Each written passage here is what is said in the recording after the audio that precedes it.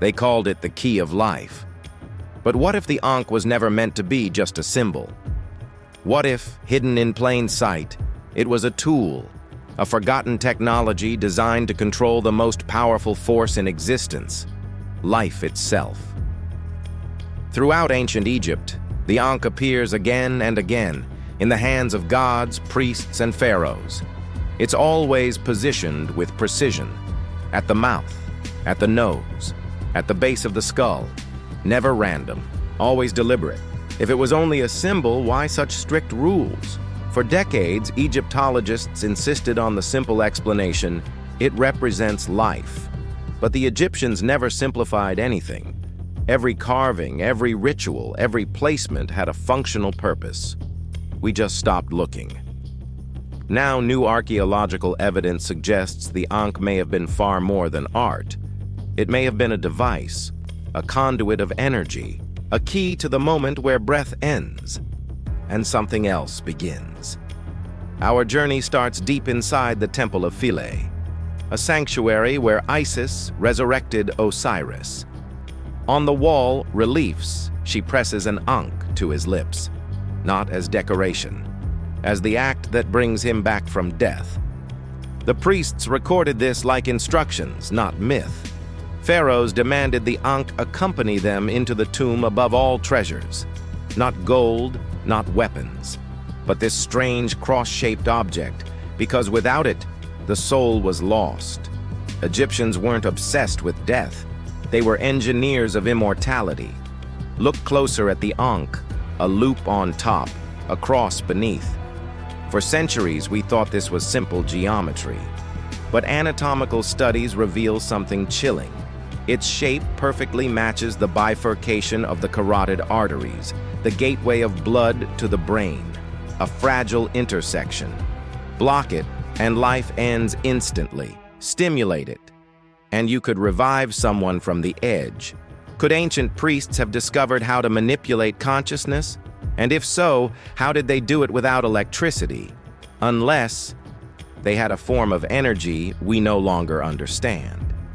In the Dendera temple, massive reliefs depict what look eerily like giant bulbs powered by cables. For a long time, skeptics laughed. Now, high-resolution scans reveal conductive metal traces in the stone grooves. The Ankh appears beside these devices, held like a plug, a connector. Was the Ankh an instrument designed to direct energy into the human body? Not symbolic life, literal life. Even the name carries secrets. Ankh is linked to the Egyptian word for breath, because breath was the arrival of the Ka, the spiritual double. When breath leaves, the Ka departs. So the Ankh was placed where breath lives. Not random, purpose-built. Tomb murals show priests performing a ritual called the second breath, where the Ankh touches key points of the body, throat, spine, heart. Modern medicine uses electric paddles in similar positions to restart organs. So ask yourself, who discovered it first?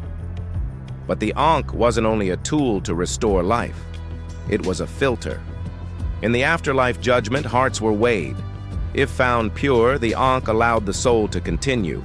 If not, it locked the door forever.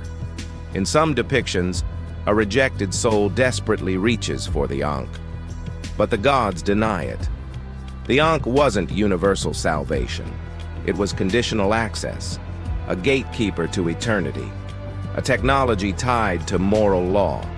Now the most unsettling discovery of all. The Ankh appears far beyond Egypt. In the oldest ruins of the Indus Valley, in early Mesoamerican art, among African tribes predating pharaonic culture, always identical in design. Civilizations separated by oceans should not share the same object with the same function, unless it predates them all. A relic from a lost civilization, one that knew how to control life and refused to let that knowledge die until someone forced it to. History records a sudden erasure. When foreign empires invaded Egypt, priests were hunted, temples stripped, rituals outlawed. The Ankh vanished in a single generation, and something replaced it. A cross. Familiar shape, but missing the loop, missing the source of power. If the Ankh was harmless, why remove only the part that activates energy? Who made that decision? And what did they fear returning? Recently, beneath Saqqara, archaeologists uncovered a sealed room. On its walls, warnings carved in a forgotten script. At the center, an Ankh is surrounded by 7 circles, a design never seen before. 7 gates, 7 trials. Some researchers believe this chamber wasn't a tomb. It was containment, a prison holding those returned through forbidden resurrection. There are texts describing failures, revived bodies without the correct soul, creatures trapped between worlds, hollow-eyed, unable to speak. The priests called them the Echoed. That's why the Ankh required purity, not power. The wrong soul inside a living vessel would corrupt both worlds. Imagine technology that could restart the body, but couldn't guarantee who or what came back. Would you bury it, or would you use it in secret? Treasure hunters have long whispered about the royal Ankh, an object rumored to grant perfect resurrection. Every pharaoh claimed they possessed it. None were buried with it. So who took it? And where is it now? Clues point to Luxor, where inscriptions mention an underground vault accessible only to high priests. Its entrance? Still undiscovered, unless it has already been found and simply not announced. Hidden away, protected from anyone unworthy. Perhaps the greatest fear is not that the Ankh doesn't work. The fear is that it still does. We treat the Ankh as a symbol of hope. But ancient warnings tell a different story. To breathe again is not to live again. Resurrection was a choice, a judgment, a technology that only those with pure hearts would survive. Power without wisdom invites chaos. So the Ankh disappeared, not because it was forgotten, but because someone decided humanity was not ready. Yet here we are, thousands of years later, unlocking the secrets of the brain, experimenting with the spark of consciousness, searching for ways to defeat death itself. Are we reinventing the Ankh, or simply remembering it? One thing is certain: Egypt never left anything to imagination. Every stone, every symbol, every ritual was designed to preserve knowledge, hidden until the right moment and the right minds. Maybe that moment is now. And if the Ankh was truly the key to eternal life, then the next artifact may reveal what powered it. Sound. Sound capable of shaping matter. Sound capable of lifting stone.